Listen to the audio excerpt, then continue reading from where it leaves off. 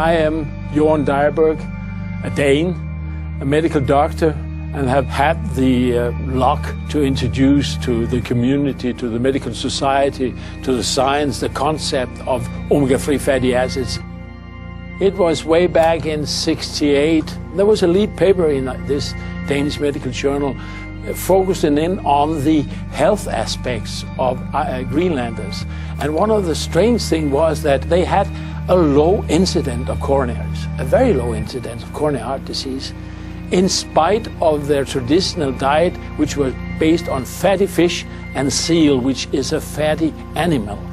And we knew at that time that high fat intake was associated to a high risk of coronaries. How come that our co-citizens, the Eskimos, the Inuit, had a high fat diet and a low incidence? So we said, we will go to we have to go to Greenland and do examination of the blood of Eskimos to see how come that they don't have coronaries. They should have a high cholesterol. Maybe they don't have. Let's go up there. And we managed to come up there, and we managed to collect blood from 130 Eskimos living from seal and fish and their wives in remote settlements and the northeastern part of Greenland.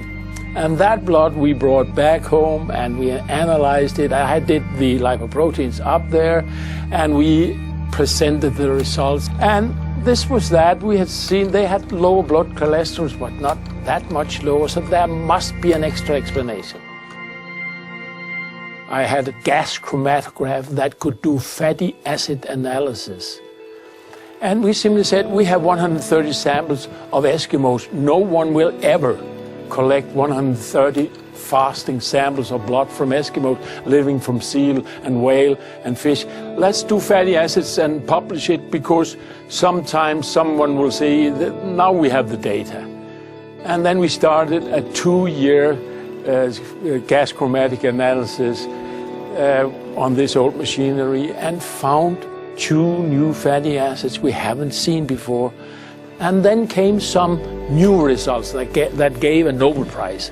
2 Swedes and an Englishman found out that from omega-6 fatty acids there could be formed in our body prostaglandins that regulates a lot of things, but amongst them also the blood thrombotic phenomenon. When you cut a vessel, the blood plates stick together and make a tiny thrombus, and this is initiated or promoted by these prostaglandins from omega-6 fatty acids.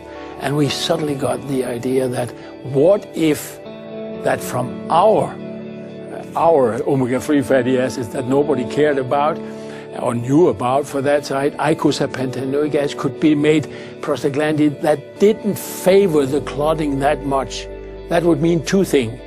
The Eskimos would have a certain bleeding tendency. If they cut themselves, they would bleed longer. But second, they wouldn't make blood clots that easy. And you know, a heart attack or a coronary is a blood clot in a coronary artery. So we did some experiments, found out that this icosapentaenoic acid actually could dampen the blood clotting tendency.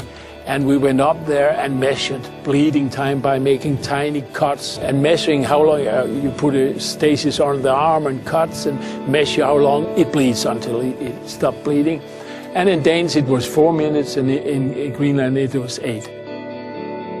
And they had a high level of EPA, and we published that, and this was the birth of the omega-3 story. In short terms, the story of how omega-3 was introduced to the public, to the industry, to the medical society, and to science.